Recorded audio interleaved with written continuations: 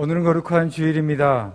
이 시간 대림절 첫 번째 주일 예배를 하나님께 드리겠습니다.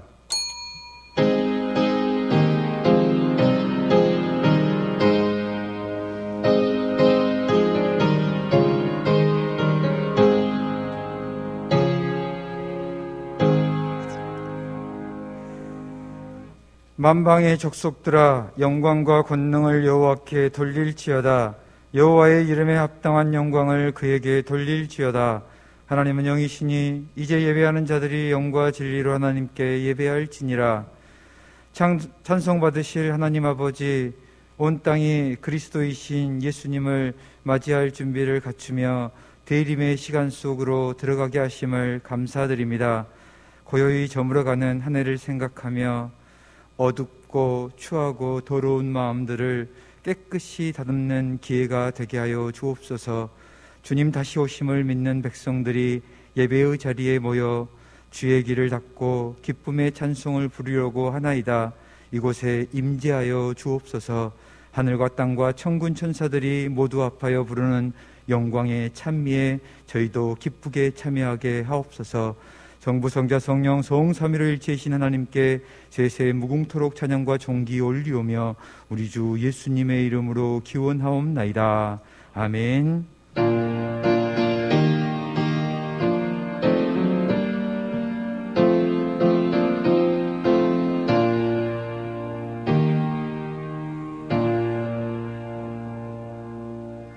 다 같이 자리에 일어나셔서 찬송가 621장 찬양 드리겠습니다.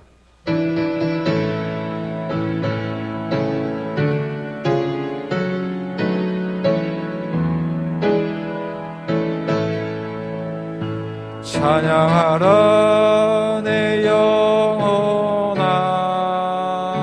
찬양하라 내 영혼아, 온 마음과 정성 다하여 주 찬양하라.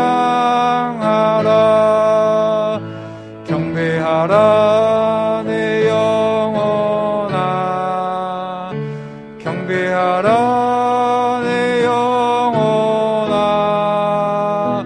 온 마음과 정성 다하여 주 경배하라.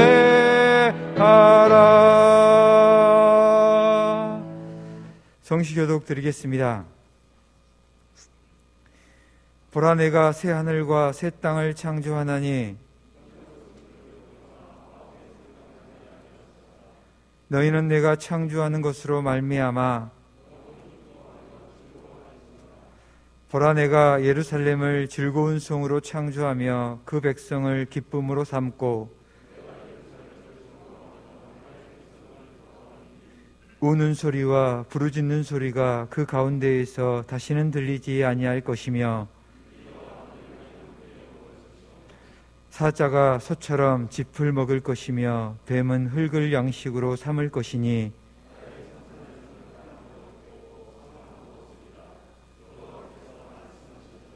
아멘. 나는 전능하신 아버지 하나님 천지의 창조주를 믿습니다. 나는 그의 유일하신 아들 우리 주 예수 그리스도를 믿습니다. 그는 성령으로 잉태되어 동정녀 마리아에게서 나시고 본디오 빌라도에게 고난을 받아 십자가에 못 박혀 죽으시고 장사된 지 사흘 만에 죽은 자 가운데서 다시 살아나셨으며 하늘에 오르시어 전능하신 아버지 하나님 우편에 앉아 계시다가 거기로부터 살아있는 자와 죽은 자를 심판하러 오십니다. 나는 성령을 믿으며 거룩한 공교회와 성도의 교제와 죄를 용서받는 것과 몸의 부활과 영생을 믿습니다. 아멘. 자리에 앉으셔서 찬송가 177장 찬양 드리겠습니다.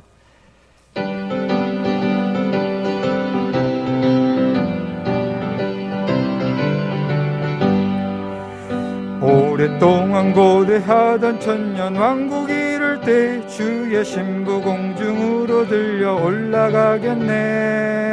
항상 깨어 기도하며 어서 준비합시다. 우리 주님 세상 다시 오시네. 우리 주님 세상 다시 오시네. 할렐루야 주님 다시 오시네. 악한 마귀 결박하고 세상 다스리시려 할렐루야 주가 다시 오시네.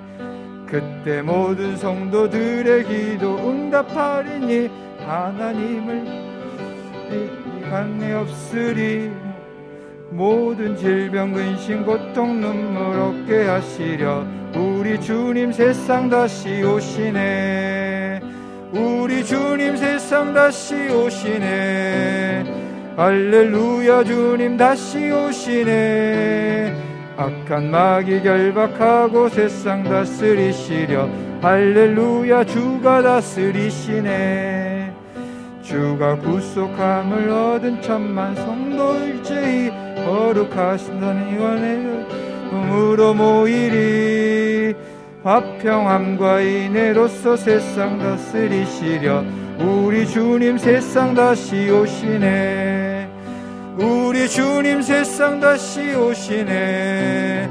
할렐루야 주님 다시 오시네. 악한 마귀 결박하고 세상 다스리시려 할렐루야 주가 다스리시네. 우리 주의 평화로운 천년왕국 이를 때 그곳에는 죄와 고통사 없어지겠네. 천만 성도 간절하게 주를 고대하도다. 우리 주님 세상 다시 오시네. 우리 주님 세상 다시 오시네. 할렐루야 주님 다시 오시네. 악한 마귀 결박하고 세상 다스리시려 할렐루야 주가 다스리시네. 아멘.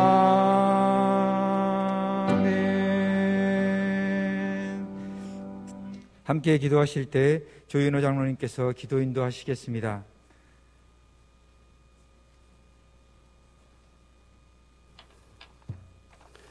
만민에게 생명과 호흡과 만물을 주신 하나님, 코로나19로 인한 어려움 가운데서도 저희 교회 성도들을 지켜주셔서 이 예배의 자리로 인도하여 주심에 감사드립니다.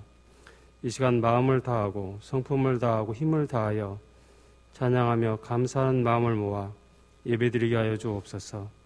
여호와 영광이 임재하는 이 교회에서 드린 예배를 기쁘게 받으시옵기를 기도합니다. 주님께서 새 계명으로 서로 사랑하러 명하셨는데 서로 사랑하지 못한 죄를 용서하여 주시기를 원합니다. 주님, 최근 코로나19 확진자가 폭증하여 큰 어려움 가운데 있사오니 방역 수칙을 잘 지키는 일이 이웃을 내 몸같이 사랑하는 것임을 깨닫고 실천하게 하여 주소서. 산상수훈의 말씀을 지킴으로 우리 모두가 소금과 빛이 되어 하나님께 영광을 올려드리며 교회 밖에서도 삶의 예배로 여호와 이름이 거룩히 여김을 받게 하여 주소서. 갚을 것이 없는 이웃을 구제하여 하늘나라에 보호할 쌓아두는 성도들 되게 하여 주옵소서. 교회 학생들과 청년들 기억하시고 저들이 세상 유혹으로 인하여 믿음이 연약해지지 아니하도록 지켜주옵소서. 선출된 항존직 일꾼들이 하나님 나라와 교회를 위하여 귀하게 쓰임받게 하여 주옵소서. 담임 목사님께 성령님 충만하게 임재 주시고 증거되는 말씀을 통하여 지혜로운 다섯 처녀같이 기름을 준비하여 신랑 되신 예수님께 칭찬받는 성도들 되게 하여 주시오며 전국 백성으로 보장하는 귀한 시간 되게 역사하여 주옵소서. 우리 교회 세우신 목사님들이 기도의 손이 내리지 않도록 목사님들을 위하여 간절히 기도하는 아론과 울 같은 성도들이 더욱 많아지기를 원합니다. 정치, 경제, 군사적인 위협에 직면해 있는 나라 민족을 지켜주옵소서. 이 시간 일부 찬양대가 정성껏 준비한 찬양을 통하여 영광 받으시옵고 찬양 올려드리는 찬양대원 모두가 찬송 중에 거하시는 주님을 만나 뵙게 하옵소서. 마음이 상한 자를 가까이 하시고 충심으로 통회하는 자를 구원하시는 예수님의 이름으로 기도합니다. 아멘.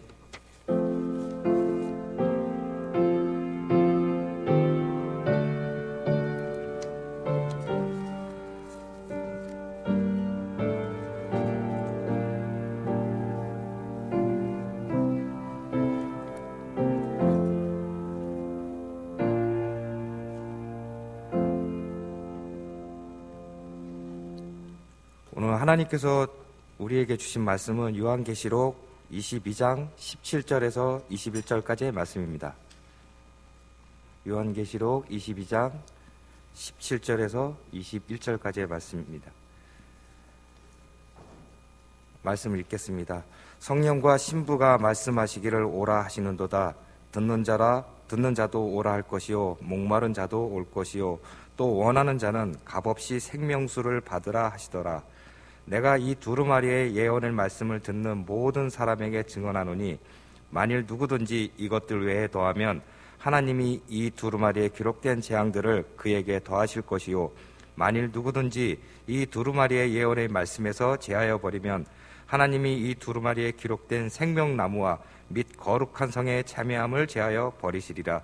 이것들을 증언하실 이가 이르시되 내가 진실로 속히 오리라 하시거늘 아멘. 주 예수여 오시옵소서. 주 예수의 은혜가 모든 자들에게 있을지어다. 아멘. 네, 교회 소식을 알려드리도록 하겠습니다. 코로나 확진자가 많이 발생하고 있습니다. 우리 전국적으로 2단계 격상하는 것이 오늘 결정되어진다고 합니다. 또 수도권은 이미 한 2.5단계에 이르기까지 확진자가 많이 발생하고 있습니다.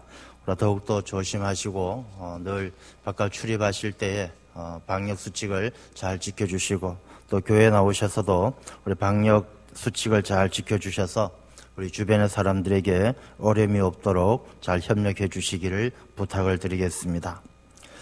오늘부터 대림절이 시작되어집니다. 우리 대림절 귀하고 의미 있는 절기로 잘 지켜주시기를 바랍니다. 성경 일독하는 일에 우리 성도님들께서 힘써 주시기를 바랍니다. 수능시험을 앞두고 있습니다. 우리 수능시험 보는 학생들 저에게 7명 우리 김시현, 김은혁, 김민성, 김준봉, 이승호, 전상우, 전우영 혹시 또 이 명단에 빠진 분이 계시면 말씀해 주시면 저희들이 이번 수능생 시험 기도회 우리 12월 3일 9시 반부터 기도회를 시작하게 되어지는데 우리 함께 기도에 힘쓰도록 그렇게 하겠습니다. 예, 성경 통독해 주신 분 우리 김성구 권사님, 최혜자 권사님, 우리 송경원 청년 감사합니다. 그리고 우리 이번 주 중에 성도님들에게 그 교인증 그 핸드폰으로 문자 다 받으셨죠? 그 교인증을 다운 받으셔서 핸드폰에 저장하시면 저희들이 입구에 스캐너가 있습니다. 갖다 대면은 다 체크가 되어집니다. 우리 성도님들께서 일일이 쓰시는 것이 불편할 것 같아서 그렇게 교인증을 만들어 발급을 했고요. 그 핸드폰에 사용하는 것이 불편하시면 나가실 때 또 들어오실 때 받은 스티커가 있습니다. 그 스티커를 교회 오실 때 가지고 다니는 핸드폰이나 성경책에 이렇게 붙여 놓으시고 그걸로 대신할 수도 있습니다. 성도님들께서 일일이 기록하시는 게 불편하실 것 같아서 그렇게 준비했으니 잘 활용해 주시면 감사하겠습니다. 오늘 예배를 마친 후에 우리 피택자들 예루살렘실에서 잠시 2부 예배 후에 잠시 모이도록 하겠습니다. 오늘 정책당회가 있습니다. 위에서 기도해 주시기를 바랍니다. 그 외 광고는 주보를 잘 참고해 주시기 바랍니다. 우리 일부 찬양대가 준비하신 찬양으로 하나님께 영광 올려드리겠습니다.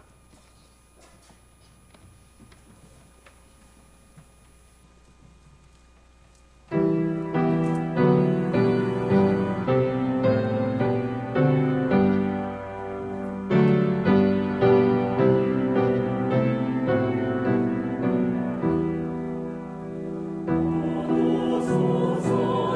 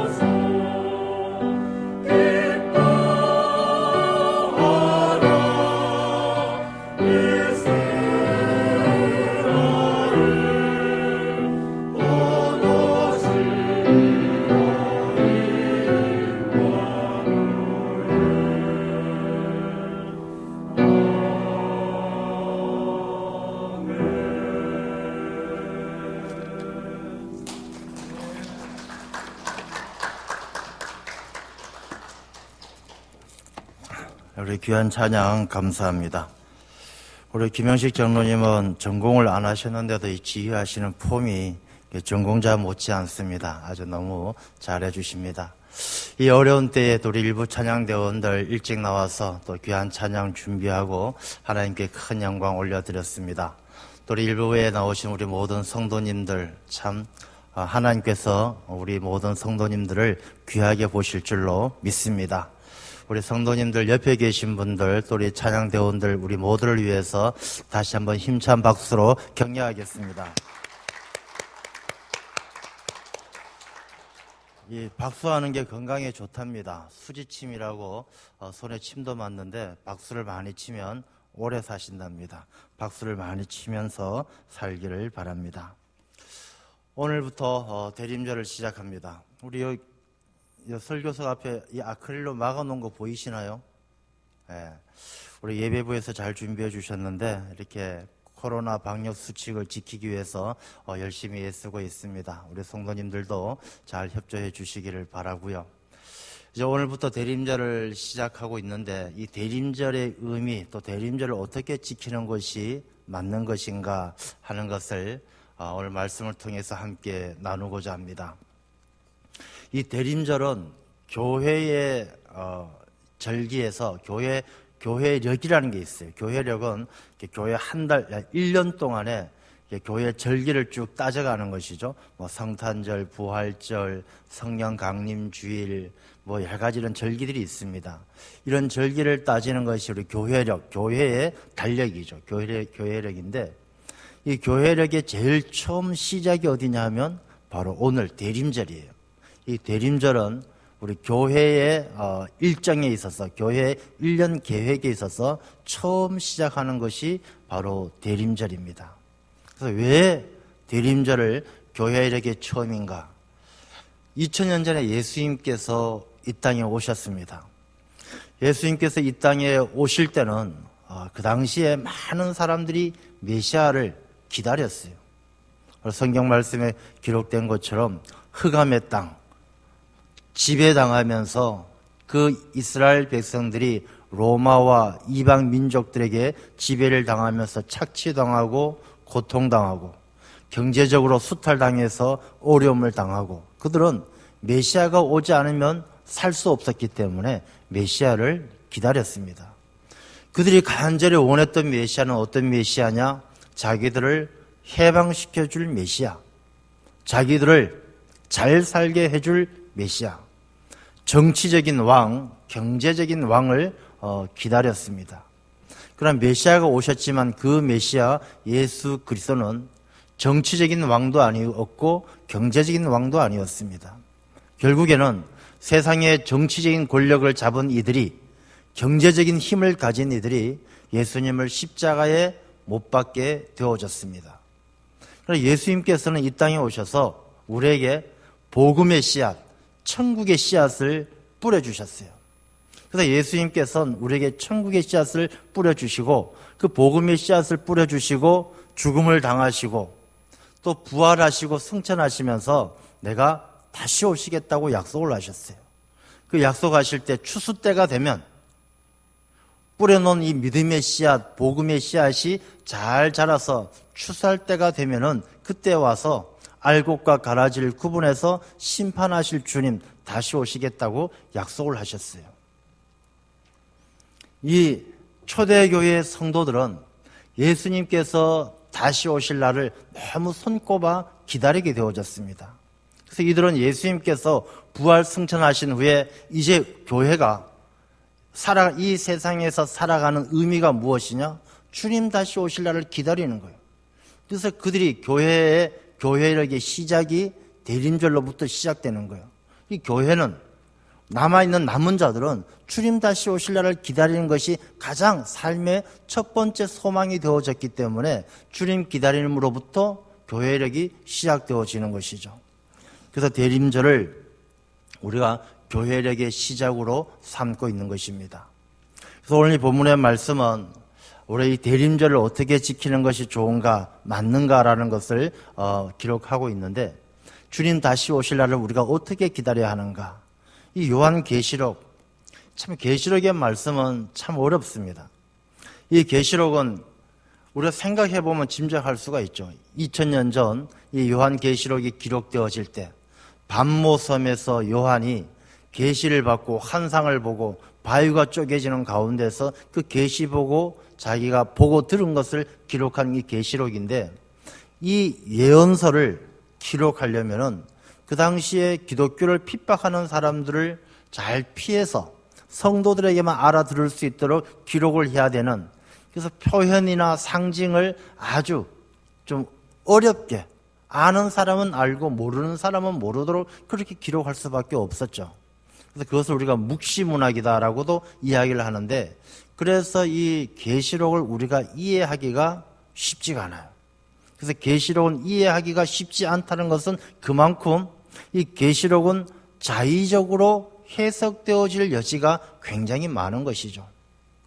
뭐 똑같은 것이라도 일곱 나팔이다, 큰 짐승이다, 666이다, 이런 상징적인 단어들을 가지고 다 저마다 자기 필요와 자기의 목적에 따라서 자의적으로 해석할 여지가 많기 때문에 이 요한계시록은 현대인들이 이해하기가 참 난해하다, 어렵다, 올바른 설명을 하기가 어렵다. 그래서 이 계시록은 신학자들도 참 조심해서 다루는 그런 성경이고, 그러다 보니까 이단들이 이 계시록을 참 많이 이용하죠. 신천지도 14만 4천 명, 계시록에 나오는 숫자를 가지고 이 신천지 들어와서 14만 4천 명이 되어야 마지막 때에 구원받는다, 이렇게 해석을 하기도 합니다. 이 계시록은 그렇게 이해하기가 쉽지 않은 단어들로 쓰여져 있고, 더군다나 종말에 관한, 마지막 때에 관한 말씀이잖아요. 이전에 지나간 일에 대한 것이라면 좀 어렵더라도 지나간 과거의 사실에 맞추어서 이해를 할 수가 있지만, 앞으로 다가올 미래에 대한 것을 기록하고 있으니까 더 어려운 거예요. 그래서 이 계시록은 많은 이단들이 자기들의 목적에 맞게끔 쓰는 것이죠. 이 종말론, 그러면 여러분들은 언제가 제일 기억에 남습니까? 우리나라에도 시한부 종말론이 굉장히 많이 있었어요. 그 중에 이제 대표적인 것 중에 하나가 다미선교회라고 있었어요. 다미선교회. 이장림 씨, 그 당시에 이제 감리교 쪽의 목사였죠. 그 이장림 씨가 그 예수님의 재림에 대한 책을 자기가 번역하면서 휴거론을 들고 나왔죠. 그래서 그 휴거가 1992년 10월 28일 24시, 그 당시에 전국이 떠들썩했어요. 아마 기억하시는 분들은 기억하시겠습니다만, 그 당시에 방송국에서 생방송을 할 정도로 정말 휴거가 일어날지 말지를 온 국민이 관심을 가졌어요. 그 당시에 사람들이 휴거가 일어난다, 지구가 종말한다 하고 해서 전 재산을 팔아서 거기 들어가고, 아이들 학교 안 가고, 가정이 쪼개지고, 그야말로 전국적으로 아주 난리법석을 떨었던 때가 바로 그때이죠. 그래서 그 10월 28일 날 방송을 중계하는 가운데 휴거가 일어났을까요? 안 일어났을까요? 안 일어났잖아요. 그러니까 안 일어나가지고 많은 사람들 낙심하고 결국 이장림 씨가 구속되어졌죠. 근데 그 구속되고 나서 수사하는 가운데 이장림 씨가 가지고 있는 채권들 이런 것들 보면 만기가 다 93년, 94년, 나중에 자기가 92년 10월 28일 날 휴거한다고 했는데 그 뒤에 만기가 도래되어지는 채권들이나 적금 통장을 많이 가지고 있었기 때문에 이 사람이 사기꾼이다 해서 사기꾼으로 처벌을 받았죠. 이 사람이 지금도 살아있어요. 지금도 이분이 47년생이니까 이제 한 74 정도 되겠네요. 지금은 이름을 이답계라고 바꿔가지고 이답계라는 이름을 가지고 새하늘교회 또 레머 선교회 그런 단체를 만들어서 여전히 활동을 하고 있습니다. 그런 이런 이단들이 다 이 계시록을 자기들의 목적에 맞춰서 해석을 해서 썼던 것을 볼 수가 있습니다. 오늘 이 본문의 말씀을 통해서 우리가 먼저 주목할 것은 이 12절 말씀을 보면요. 12절에 보라, 내가 속히 오리니 내가 줄 상이 내게 있어 각 사람에게 그가 행한 대로 갚아주리라. 나는 알파와 오메가요, 처음과 마지막이요, 시작과 마침이라. 이 하나님, 예수님께서 이 요한을 통해서 계시록을 기록하게 했고, 그 요한에게 들려준 말씀, 이 본문 방금 읽은 12절 13절의 말씀은 주님께서 하신 말씀이죠. 주님께서 나는 알파와 오메가고 처음과 마지막이고 시작과 마침이다. 내가 속히 오리라. 분명히 약속을 하신 것이죠. 그러니까 예수님께서 다시 오실 것이라는 것은 분명히 약속을 하셨고, 그 앞에 22장 7절 말씀에 보면 예수님께서 요한을 통해서 하신 말씀 가운데 보라, 내가 속히 오리니 이 두루마리의 예언의 말씀을 지키는 자는 복이 있으리라. 이 요한을 통해서 기록하게 된 이 계시록을 그만큼 이 성도들은 또 하나님 주님께서 다시 오실 그때를 준비하는 자들에게 굉장히 귀한 의미가 있다라는 것입니다. 그래서 이 계시록은 난해하고 해석하기 어렵다고 해서 덮어둘 것이 아니라 정말로 이 말씀은 더 깊이 연구되어지고 이 성도들이 더 마음에 깊이 새겨야 될 말씀이 있는 곳이 바로 계시록이다라는 것입니다. 그럼에도 불구하고 현대 기독교인들은 이 계시록을 여전히 불편한 마음을 가지고 보고 있는 것이죠. 우리가 교회 안에서 종말에 대해서 성도들이 가지고 있는 입장은 두 가지 입장이에요. 하나의 입장은 이 종말에 대해서 그냥 우리 보고 성도들이 신앙생활 할 때 착하게 살라는 말씀이지, 마지막 심판이 언젠간 있을 거니까 나쁜 짓 하지 말고 살아갈 때 참 착실하게 신앙생활 잘하고 살아라 라는 그런 권면의 말씀이지 라고 받아들이는 사람이 있어요.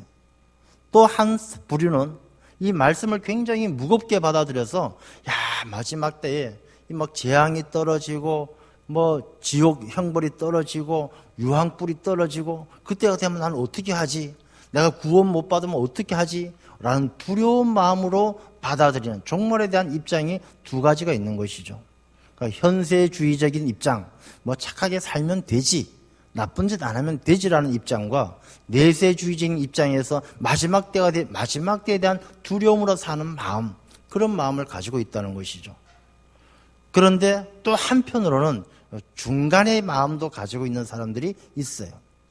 요즘 우리나라가 시끄러운 이유가 진보와 보수가 많이 싸우잖아요. 그러다 보니까 중도가 많이 생기는데 신앙에는요, 중도가 없어요.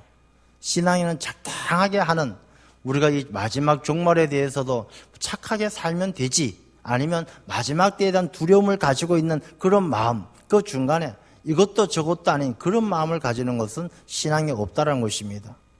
그러면 우리가 이 종말에 대한 이해를 어떻게 해야 되느냐? 사실은 간단해요. 이 성경 말씀을 통해서 우리에게 교훈하고 있는 것은 그 마지막 때는 내세주의와 현세주의가 다른 것이 아니라 같은 것이다라는 것을 예수님께서 말씀해 주셔요. 어떻게 말씀해 주시느냐? 예수님께서 천국에 대한 비유의 말씀을 하실 때 천국은 밭에 묻힌 보화와 같다. 좋은 진주를 구하는 장사꾼과 같다. 천국은 너희 마음에 있다.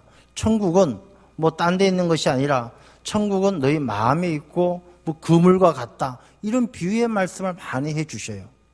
그러니까 예수님께서 우리에게 말씀해 주시는 그 마지막 종말에 대한 것은 우리가 현세주의냐 내세주의냐, 지금 잘 살면 되지, 지옥을 두려워하면서 살아야 되겠지, 이 두 가지 입장이 아니라 이 두 가지가 하나 되어져서 우리의 삶 자체가 말씀 안에서 천국을 이루어가는 삶을 살아야 된다라는 것을 말씀해 주셔요.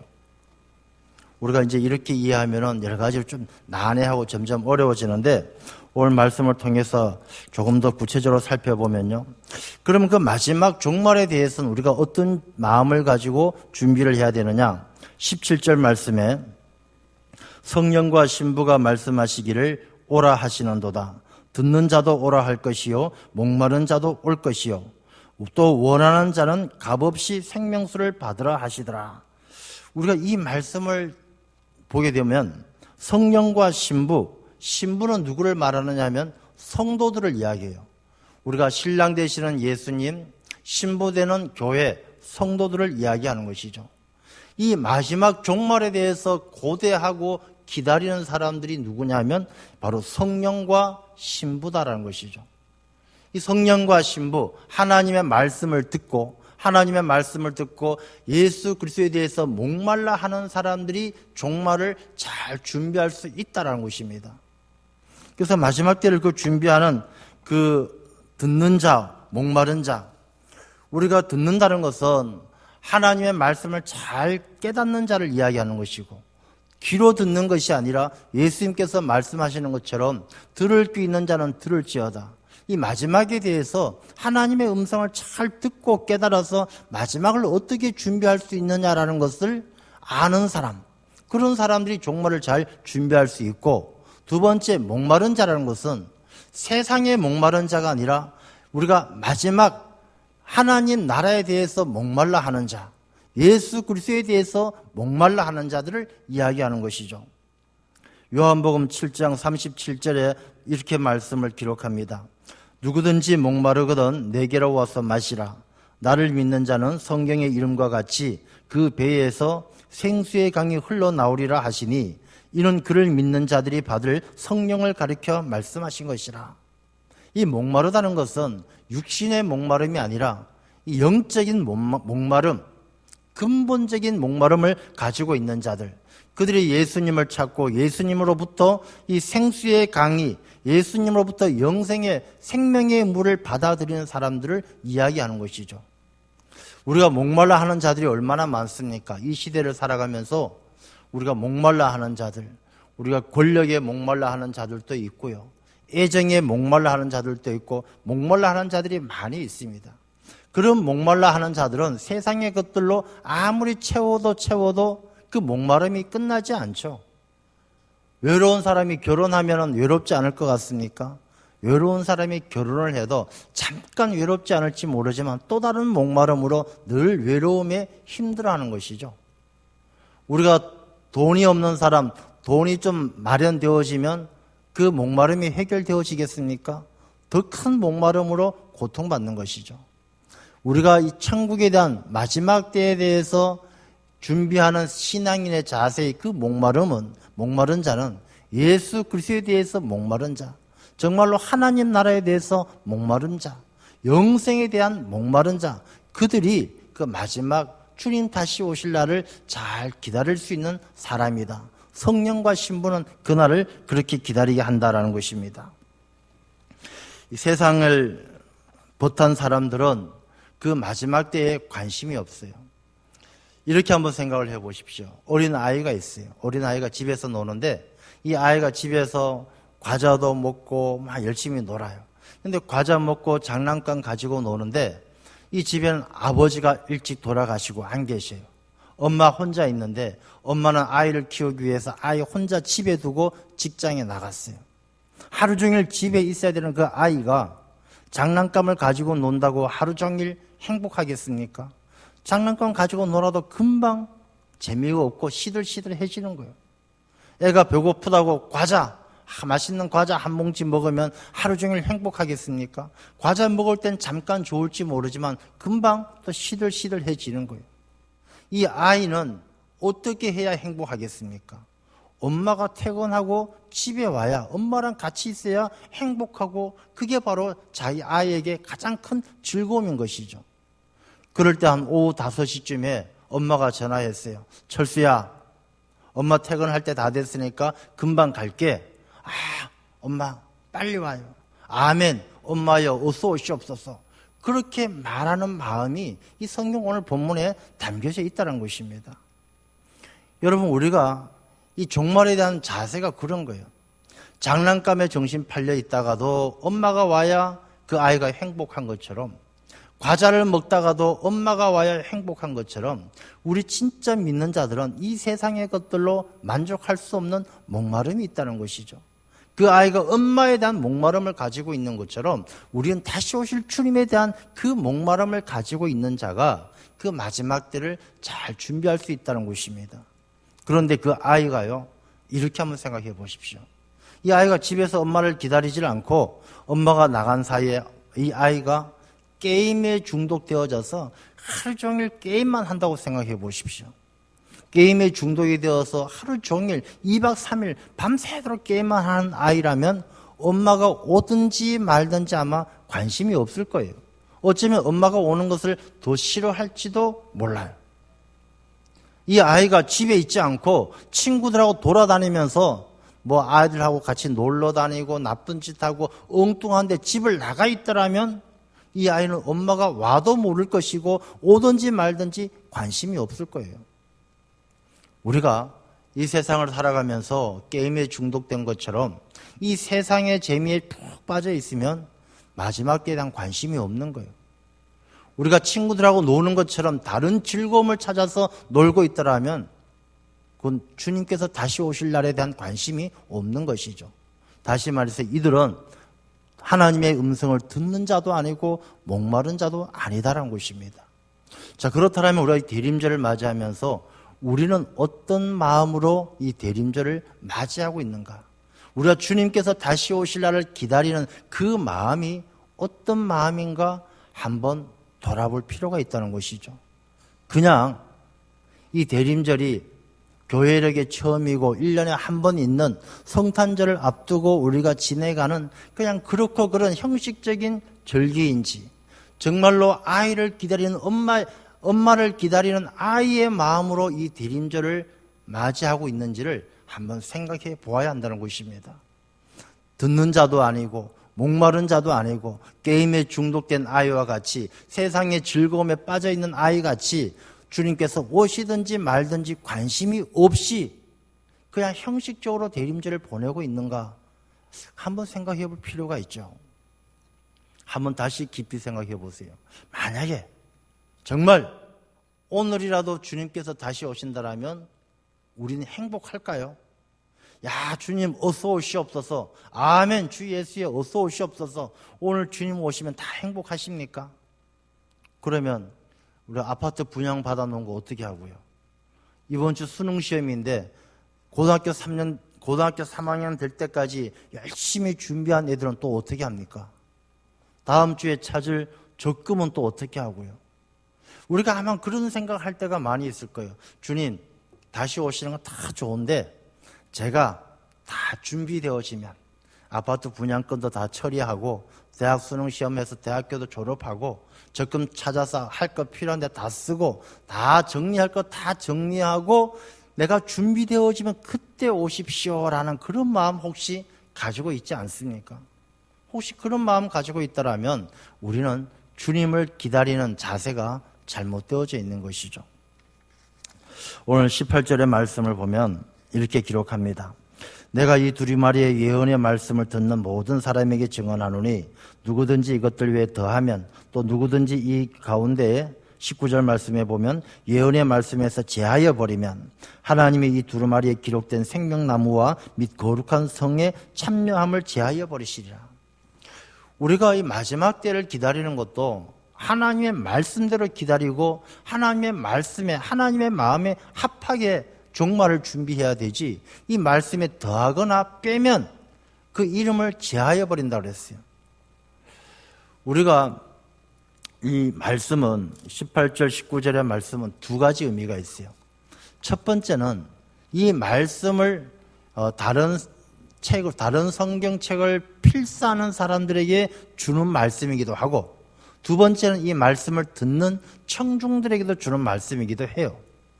이 당시에 계시록이 쓰여진 이 당시에는 인쇄술이 발달되지 않았기 때문에 성경은 초대교회 당시 처음에 성경은 다 필사를 했어요. 그러니까 베껴 썼던 것이죠.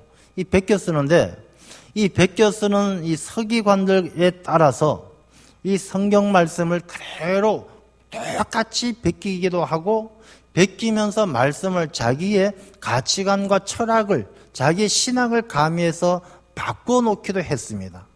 그래서 이 사도 요한이 이 계시록에 이런 말씀을 하는 두 가지 목적이 첫 번째는 이 필사자들에 대한 경고의 말씀이에요. 하나님의 말씀을 자기 목적에 맞게 이단들처럼 자기 필요에 따라서 바꾸는 사람들에게 주는 무서운 경고의 말씀이죠. 이 당시에 대표적인 인물이 누구냐 하면 마르시온이라는 사람이에요. 이 마르시온은 영지주의자였고 초대교회 때 기독교 교인이었어요. 근데 기독교 교인이었지만 이 사람이 나중에는 굉장한 기독교 초대교회 이단이 되어졌는데, 이 마르시온이라는 사람은 어떤 인물이었느냐 하면은 자기가 이 기독교 교인으로서 성경, 신약 성경을 정경화하는데 한 단초가 되었던 사람이에요. 이 성경이라는 것은 구약에 39권이 있고 신약에 27권이 있는데, 이 구약은 오랜 세월 동안 이제 정경화되면서 나중에 종교회의에서 통과되어지고, 그 다음에 이 신약은 이제 이 초대교회 당시에 초대교회 안에서 읽던 복음서와 서신서들이 나중에 묶어져서 신약 성경을 이루게 되어지는데, 이 27권이 되기 이전에 신약 성경을 만들기 위해서 모았던 일을 한 사람이 바로 마르시온이에요. 이 사람은 어떤 성경책을 어떻게 모았느냐 하면, 바울 서신 10권, 디모데 전후서와 디도서, 목회서신을 뺀 10권하고 복음서 1권, 이 11권을 자기가 한 책으로 편집을 해서 이 교회 신약 성경처럼 정경으로 썼던 인물이 마르시온이에요. 근데 이 사람이 그렇게 11권의 성경을 가지고 자기 교회에서 이렇게 성경처럼 쓰는데, 그 성경을 필사하면서 어떻게 바꾸느냐, 그걸 베껴 쓰는 그 성경책 내용, 다른 내용을 똑같이 베끼면서 그 내용 가운데 이 마르시온은 구약의 하나님은 다 가짜다라고 생각을 했어요. 그러니까 이 마르시온이라는 사람은 예수 그리스도가 말하는 하나님, 사도 바울이 이야기하는 하나님은 구약의 하나님하고 다른 하나님으로 생각을 하는 거예요. 그래서 이 성경을 필사를 하면서 구약의 하나님에 대한 말씀은 다 지워버리는 거예요. 그냥 신약의 하나님만 기록하는 것이죠. 구약의 율법에 대해서는 다 지워버리는 거예요. 구약의 이야기는 다 빼고 나머지만 필사해서 베껴서 자기 교회 성경으로 삼았다는 것이죠. 이렇게 이 하나님의 말씀을 거짓으로 변개해서 왜곡시켜서 베끼는 필사자들이 많았기 때문에 이런 말씀을 하는 것이고요. 두 번째, 이 말씀을 듣고 해석함에 있어서 더하거나 제하는 사람들이 많은 것이죠. 그 말씀에 자기 생각을 더해가지고 더 무섭게, 더 크게 이야기하는 사람들도 많이 있었다는 것입니다. 근데 지금도 역시 마찬가지예요. 지금은 인쇄술이 많이 발달이 되어졌기 때문에 이 성경 말씀, 이 글자를 바꾸는 것은 할 수가 없죠. 모든 세상에 많은 사람들 가운데 가장 많이 가지고 있는 책이 성경책이잖아요. 다 가지고 있는 책을 내용을 바꿀 수는 없죠. 그러나 이 내용을 해석함에 있어서 많이 바꾸는 사람들, 지금도 여전히 많이 있는 것이죠. 그래서 이 성경 말씀에는 이 말씀을 더하거나 빼면 안 된다, 이렇게 못을 받고 있는 것이죠. 우리가 이 계시록이나 성경 말씀을 우리가 받아들이고 이해할 때도 마찬가지예요. 이 말씀을 자기 생각이나 자기 목적에 맞게끔 말씀을 바꾸는 것은 무서운 말씀이에요. 오늘 말씀에 기록된 것처럼 그 기록된 재앙들이 더할 것이고 거룩한 성의 참여함을 제하여 버리시리라. 얼마나 무서운 말씀입니까? 그래서 우리가 하나님의 말씀을 더하거나 제하는 자의적인 해석하는 일은 우리가 삼가해야 된다라는 것을 말씀을 하고 있는 것입니다. 이제 22장 20절 말씀에 보면요, 이것들을 증언하신 네가 이르시되 내가 진실로 속히 오리라 하시거늘 아멘 주 예수여 오시옵소서. 우리 이 말씀을, 20절 말씀을 보면 이 말씀을 조금 더 설명을 하면 이렇습니다. 이것들을 증언하신 네가 이르시되 내가 진실로 속히 오리라. 이 말씀은 사도 요한이나 이 예배를 이끌어가는 인도자가 하는 말이에요. 주께서 말씀하시기를 내가 진실로 속히 오리라 하셨습니다. 이렇게 이야기를 하는 것이죠. 그러면 하시거늘 그때 모든 청중들은 아멘 주 예수여 오시옵소서. 초대교회 당시는 이것이 교회의 첫 번째 가는 소망이었어요. 초대교회 당시는 예수님이 금방 오실 줄 알고 그 오실 날을 손꼽아 기다렸어요. 너무너무 간절하게 기다렸어요. 그래서 만나는 사람들마다 주께서 속히 오십니다. 아멘 곧 오실 줄 믿습니다. 이게 인사였어요.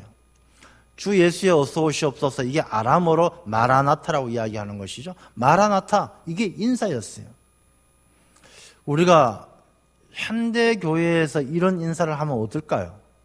우리 만날 때마다 주님 금방 오십니다. 마라나타, 오늘 밤이라도 주님 오실 줄 믿습니다. 이런 인사가 성도들이 나눈다라면 그 인사가 기쁨일까요? 부담일까요? 어쩌면 기쁨보다 더 부담스럽고 불편한 인사가 될지도 모르겠다. 그런 생각을 해보게 되어집니다. 우리 이 말씀의 의미를 다시 한번 조금 더 살펴보면 아멘 주 예수여 오시옵소서 라고 고백할 수 있는 것이 아무나 할 수 있는 게 아니에요. 아멘이란 말은 뭐 잘 알고 있듯이 그렇게 될 줄 믿습니다. 확신합니다. 이런 의미를 가지고 있죠. 아멘은 그런 의미를 가지고 있어요. 아멘 합성어지만 반드시 그렇게 될 줄로 믿습니다. 그런데 요한계시록 3장 14절에 라오디게아 교회에 보내는 서신에 보면 이렇게 기록을 하고 있습니다. 라오디게아 교회의 사자에게 편지하라. 아멘이시요 충성되고 참된 증인이시요 하나님의 창조의 근본이신 이가 이르시되, 그러니까 예수님을 말씀하실 때 예수님을 아멘이라고 이야기하고 충성이라고 이야기하고 참된 증인이라고 이야기하고 창조의 근본이라고 말씀을 하셔요. 그러니까 아멘이라는 것이 네 맞습니다, 그렇게 될 줄로 믿습니다라는 그런 의미를 가지고 있고, 또 하나의 의미가 뭐냐면 아멘이 곧 예수 그리스도다, 예수님께서 아멘이시다라는 의미가 담겨져 있죠. 그래서 아멘이란 말씀은 상태를 말하기도 하고 존재를 말하기도 해요. 믿는 상태, 그 다음에 예수 그리스도와 연합되어진 존재, 이것을 같이 의미하는 것이죠. 그래서 아멘, 주 예수여 오시옵소서라고 고백하는 것은 아멘이란 말 자체가 내가 예수 그리스도께서 나와 함께 하십니다. 내가 곧 예수님이 내 안에 계십니다. 그러므로 예수님께서 지금 곧 오시는 것, 내가 믿는 것처럼 예수님께서 지금 곧 내게 오실 수 있는 것, 그걸 내가 믿음으로 고백합니다 라는 의미가 담겨져 있는 것이죠. 다시 말해서 예수 그리스도와 연합되어진 사람들이 고백할 수 있는 신앙의 고백이 아멘 주 예수여 오시옵소서예요. 자, 그렇다면 우리의 삶에 다시 한번 돌아와서 생각해 보면 우리가 아멘 주 예수여 오시옵소서라는 게 부담스럽고 불편하다라면 그건 어떤 의미가 있겠습니까? 내가 예수님이 내 안에 안 계신다, 내가 예수님과 깊은 연합을 가지고 있지 못하다라는 반증과 다를 바가 없다는 것입니다. 내가 예수님을 잘 믿지 못하고 예수 그리스도를 온전히 영접하지 못한 사람들은 아멘 주 예수여 어서 오시옵소서, 지금 주님께서 다시 재림하신다라는 것이 부담스럽고 불편하게 여겨질 수 있다는 것이죠. 그래서 우리가 아멘 주 예수여 오시옵소서라는 것은 우리가 그냥 목사님이 할렐루야 하면 아멘 하는 것이 아니라 정말로 내가 예수님께서 나와 함께 하신다는 깊은 감동이 있는, 예수님과 함께하는 존재가 고백할 수 있는 신앙의 고백이 아멘 주 예수여 어서 오시옵소서라는 것이다 라는 것을 말씀드리는 것입니다. 그러므로 우리가 이 대림절을 보내면서 우리의 입술이 아멘 주 예수여 어서 오시옵소서 고백할 수 있는 주님과 함께하는 성도들 되어야 할 줄로 믿습니다. 이 말씀은 우리에게 몇 가지를 권면하고 있는 내용을 담고 있는 거예요. 아멘 주 예수여 오시옵소서 하는 말씀은요, 첫 번째는 우리에게 회개를 촉구하는 말씀이에요. 고린도전서 16장 22절에 만일 누구든지 주를 사랑하지 아니하면 저주를 받을지어다 주여 어서 오시옵소서, 이렇게 기록하고 있어요. 주님을 사랑하지 않으면 저주를 받을지어다 주여 어서 오시옵소서. 주님께서 오시는 그날에 우리가 회개하고 주님을 사랑할 수 있도록 첫사랑을 빨리 회복하라는 그런 말씀이 담겨져 있는 거예요. 에베소 교회가 그 첫사랑을 잃어버렸을 때 촛대가 옮겨지는 것처럼 우리가 예수님을 처음 영접했을 때 그 사랑을 잃어버리고 예수님을 사랑하지 않고 예수님을 불편하게 여기는 마음 가지고는 주님 다시 오실 때 우리가 주님의 혼인잔치에, 천국잔치에 들어갈 수 없다는 것입니다. 그래서 아멘 주 예수여 어서 오시옵소서라는 말씀은 주님 오실 때 빨리 첫사랑을 회복하고 회개하라는 촉구의 말씀이다라는 것이죠. 우리 대림절을 지나면서 우리의 첫사랑을 회복할 수 있는 그런 믿음이시기를 간절히 축원합니다. 우리가 첫사랑을 회복해야 되는 것이죠. 성경 말씀엔 차지도 덥지도 않는 라오디게아 교회에 저주받는 것이죠. 우리가 미지근해서는 안 되는 것이죠. 우리의 첫사랑, 예수님을 향한 뜨거운 첫사랑을 회복해야 된다는 것입니다. 두 번째는 요한일서 2장 28절은 이렇게 기록을 합니다. 자녀들아 이제 그의 안에 거하라. 주께서 나타나신 바 되면 그가 강림하실 때에 우리로 담대함을 얻어 그 앞에서 부끄럽지 않게 하려 함이라. 이 말씀은요, 주여 어서 오시옵소서라는 이 마라나타의 신앙은 우리에게 정결한 마음을 가져서 주님 앞에 부끄럽지 않게 살아야 된다는 것을 권면하고 있는 것이죠. 주님께서 곧 오실 것인데 입으로는 아멘, 예수님 어서 오시옵소서라고 이야기하면서 내 삶은 주님이 찾아왔을 때 부끄러움을 당하는 그런 삶이 되어서는 안 된다는 것입니다. 그래서 정결한 마음으로 경건한 생활로 주님을 기다려야 한다는 것입니다. 세 번째는 마지막 때에 더욱더 충성하라는 것이죠. 요한계시록 2장 10절에 죽도록 충성하라. 그러면 내가 생명의 관을 주리라. 주님께서 이 땅에 오시면 반드시 뭘 하시겠습니까? 계산하셔요. 셈하셔요. 1달란트, 2달란트, 5달란트 준 종들과 계산하는 주인처럼 주님께서 마지막 때에 오시면, 추수 때가 되어 오시면, 추수 때에 왜 오시겠습니까? 얼마나 열매 맺었느냐, 얼마나 많은 결실을 맺었느냐, 셈하시는 것이죠. 주 예수여 어서 오시옵소서라는 말씀은요, 주님께서 오셔서 셈하실 때에 내가 죽도록 충성해서 주님 앞에 칭찬받을 수 있는 종된 삶을 살도록 우리에게 주시는 권면의 말씀이에요. 충성하지도 않고 열매가 있지도 않으면서 입으로만 주 예수여 어서 오시옵소서, 그건 아멘 상태가 아니라는 거예요. 아멘의 존재가 아니라는 것이죠. 주님과 함께하는 존재가 아니라는 것입니다. 그래서 아멘, 주 예수여 어서 오시옵소서, 이 말은 내가 주님 앞에 부끄럽지 않도록 풍성한 결실을 내어드릴 수 있도록 죽도록 충성하며 살겠습니다라는 그런 고백이 담겨져 있는 거예요. 그 대림절을 맞이하면서 우리가 마라나타 찬양하잖아요. 마라나타, 주여 어서 오시옵소서. 우리가 입으로만 고백하고 찬송할 것이 아니라 이 대림절을 보낸 우리가 주님 앞에 회개를 촉구하고 하나님 앞에 내 자신의 죄를 다 용서를 구하고 첫사랑을 회복하고 우리가 정결한 마음으로 그날을 준비하고 하나님 앞에 죽도록 충성해서 주님께서 다시 오실 때 기뻐하실 수 있는 착하고 충성된 종과 칭찬받을 수 있는 삶을 살겠습니다라는 고백이 이 대림절에 우리에게 있어야 할 줄로 믿습니다. 그래야 계시록 마지막 절을 보면요, 주 예수의 은혜가 모든 자들에게 있을지어다. 아멘. 우리가 그렇게 주님을 기다리는 자들이 마지막 때에 천국 잔치에 들어가서 주님의 큰 은혜를 입게 될 줄로 믿습니다.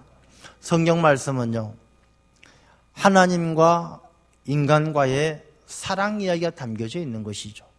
신랑 예수 그리스도와 신부인 하나님의 백성들의 그 아름다운 사랑 이야기가 성경책에 담겨져 있는 거예요. 그리고 이 요한계시록은 그 성경책의 마지막 부분인 계시록은 어린 양의 혼인잔치로 해피엔딩으로 끝나는 말씀을 기록하고 있는 거예요. 우리가 신앙생활을 한다는 것은요, 무섭고 두려운 것이 아니에요. 신앙생활은 불편하고 힘든 것이 아니에요. 우리가 하나님을 만나서 행복하고 예수 그리스도와 함께 영원한 생명을 누리며 천국의 잔치를 누리는 것이 바로 이 성경 말씀이 우리에게 주시는 하나님과 우리의 사랑 이야기가 담겨져 있는 것입니다. 그래서 성경의 마지막은 주 예수의 은혜가 모든 자들에게 있을지어다. 이것이 바로 성경의 목적이에요. 마지막 그 구절이 하나님께서 우리 모두를 사랑해서 예수 그리스도의 은혜가 충만해서 우리 모두가 천국 잔치에 들어갈 수 있는 그런 하나님의 은혜가 임하기를 원하시는 것이죠. 오늘 대림절을 시작하면서 저는 우리 모두가 지혜로운 5 처녀와 같이, 신랑 오기를 기다리는 지혜로운 5 처녀와 같이 주님을 잘 기다리는 그런 성도가 되기를 소망하는 것입니다. 5 처녀가 어땠습니까? 기름을 잘 준비했잖아요.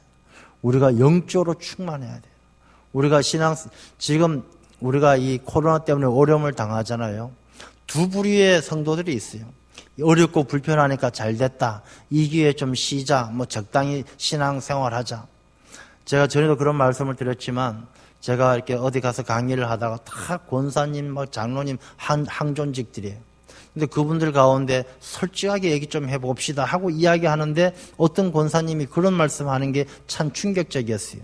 목사님, 이렇게 주일 오후 예배도 없고 새벽 기도도 없고 이렇게 지내다 보니까 내가 그동안 뭐 하려고 열심히 신앙생활을 했는지 모르겠습니다.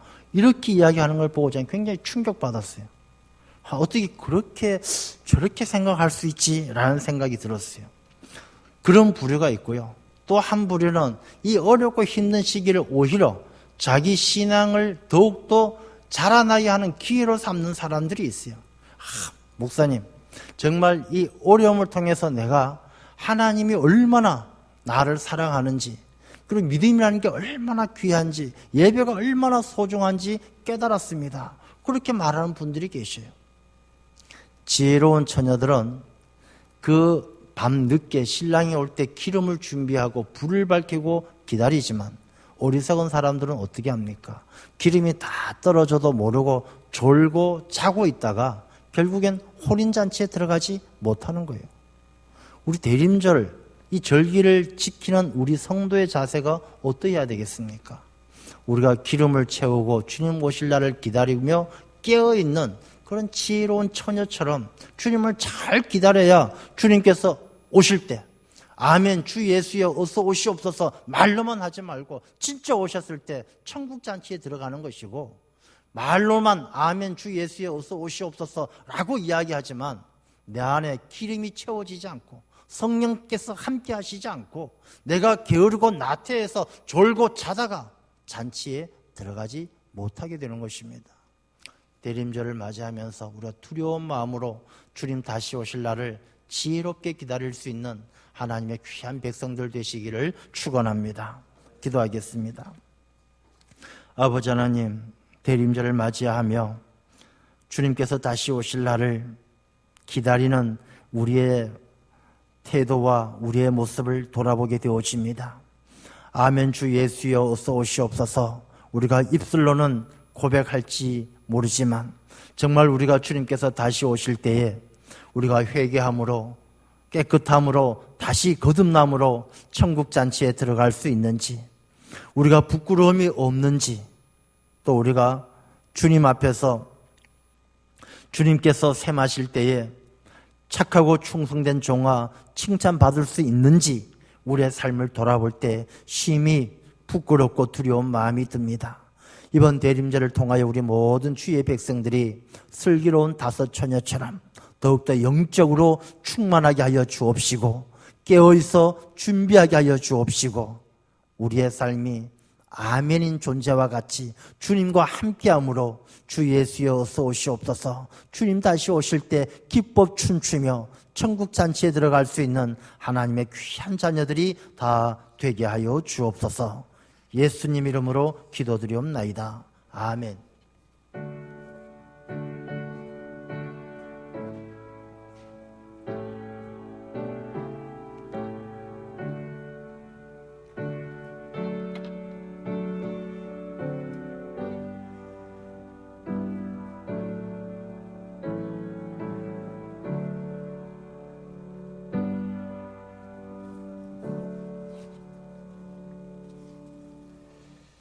다 함께 찬송가 180장 찬양 드리겠습니다.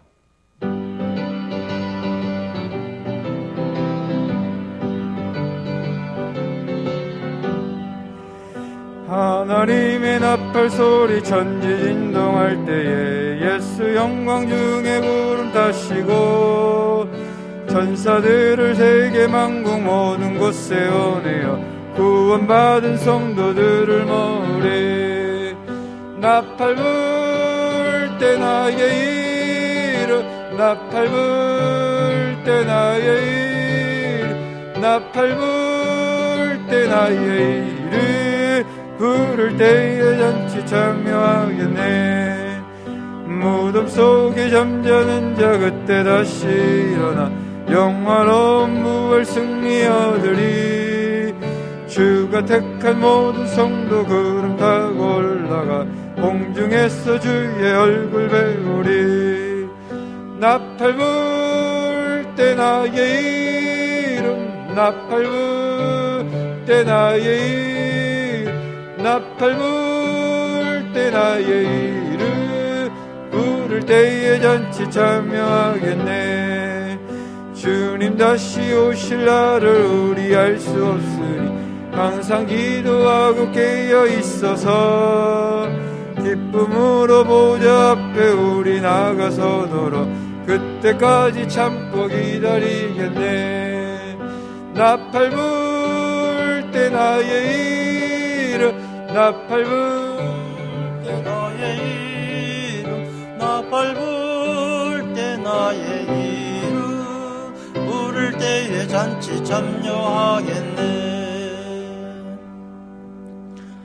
하나님 아버지 감사합니다. 거룩한 주님의 날 또 대림절 첫 주일을 맞이하여 아버지 앞에 나와 예배하며 하나님의 음성을 듣게 하시니 감사와 영광을 올려드립니다. 아버지의 그 크신 사랑과 부르심에 무릎을 낮추어 겸손하게 순종하며 하나님의 크신 은혜 가운데 정성을 다하여 귀한 예물로 아버지 하나님을 경배합니다. 아버지 하나님, 정성을 다하여 드리는 이 귀한 예물을 기쁘게 받으시고 이 예물을 드림으로 경배하는 주의 백성들을 기억하여 주시사 이 코로나19가 확산되어지는 이 어려운 때에 아버지 하나님의 장중에 붙들어 지켜주옵시고 아버지께서 그들과 늘 함께 하심으로 이 어렵고 힘든 때에 하나님의 영광을 드러낼 수 있는 하나님이 함께 하시는 귀한 삶이 되게 주장하여 주옵소서. 아버지 하나님, 수능시험을 앞두고 있습니다. 시험을 준비하는 우리 자녀들 아버지께서 지혜와 건강을 더하여 주셔서 마지막까지 최선을 다하여 잘 감당하게 하시고 아버지 하나님, 이 모든 인생을 고비고비마다 만날 때 수능시험과 취업과 결혼과 수많은 일들을 만날 때 늘 하나님 앞에 무릎 꿇고 기도함으로 하나님의 인도하심을 따라 살아갈 수 있는 그런 귀한 자녀들로 장성하게 지켜주옵소서. 아버지 하나님, 연로하신 어르신들, 어린 우리의 자녀들 참으로 불편하고 힘든 이때에 아버지께서 어디에 있든지 늘 함께 지켜주셔서 강건하게 하시고 마음의 담대함을 주셔서 외로워하지 않게 하시고 곤고하지 않게 하시고 늘 하나님의 은혜 가운데 새 힘을 얻는 귀한 삶이 되게 하여 주옵소서. 아버지 하나님, 이제 오늘 정책당회가 있습니다. 다가오는 새해를 준비할 때 아버지 하나님 지혜를 주시고 하나님의 뜻이 어디 있는지 깨달아 알게 하셔서 우리 모두가 합력하여 하나님의 뜻을 이루어가는 교회 덕을 세워가는 귀한 시간들 다 되게 하여 주옵소서. 우리 모든 성도님들 가정가정을 기억하여 주옵시고 세상의 풍파가 넘나들지 못하도록 하나님께서 지켜 보호하여 주옵시고 언제나 믿음 안에서 화목한 가정 이루게 하시며 하나님께서 기뻐하시는 복된 가정들 다 되게 하여 주옵소서. 모든 감사 모든 영광 하나님께 올려드리오며 살아계신 예수님 이름으로 기도드리옵나이다. 아멘. 할렐루야. 우리 대림절 우리 의미 있게 또 대림절을 잘 절기를 잘 지키면서 우리 다시 오실 주님을 기다리는 마라나타의 신앙을 잘 간직하는 그런 귀한 성도님들 되시기를 간절히 축원합니다.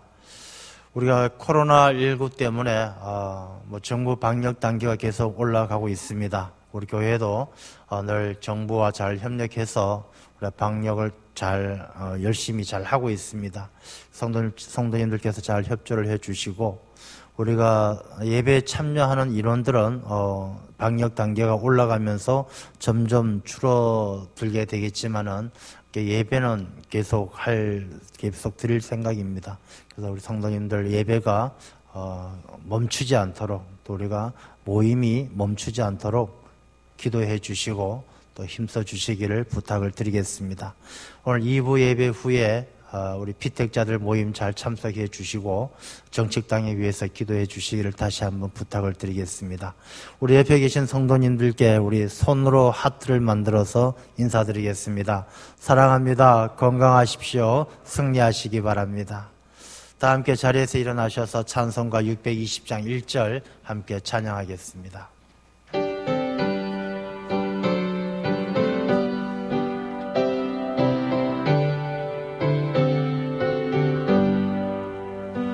여기에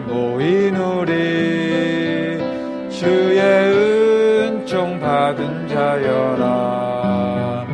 주께서 이 자리에 함께 계심을 아노라. 언제나 주님만을 찬양하며 따라가리니 시험을 당할 때도 함께 계심을 믿노라. 이 믿음 더욱 굳세라. 주가 지켜주신다. 어두운 밤에도 주의 밝은 빛 인도하여 주신다. 목사님께서 나오셔서 축도하심으로 예배를 마치겠습니다. 지금은 이 땅에 오시어 우리에게 구원의 길을 열어주시고 다시 오셔서 천국의 혼인잔치에 참여하게 하시는 주 예수 그리스도의 무한하신 은혜와 하나님의 끝없는 사랑하심과 우리를 도우시는 보혜사 성령님의 감동 감화 역사하심이 코로나로 인하여 경제적인 어려움을 인하여 힘들고 어려운 시대를 살아가지만 거룩한 주님의 날 아버지의 집에 올라 주 예수여 어서 오시옵소서 마라나타의 신앙을 고백하며 다시 오실 주님을 기다리는 하나님의 귀한 자녀들과 그 가정과 소망하는 모든 일들 위에와 수능시험을 앞둔 우리의 자녀들 또한 우리의 조국 대한민국 위에 지금으로부터 영원히 함께하여 주옵시기를 간절히 축원하옵나이다. 아멘.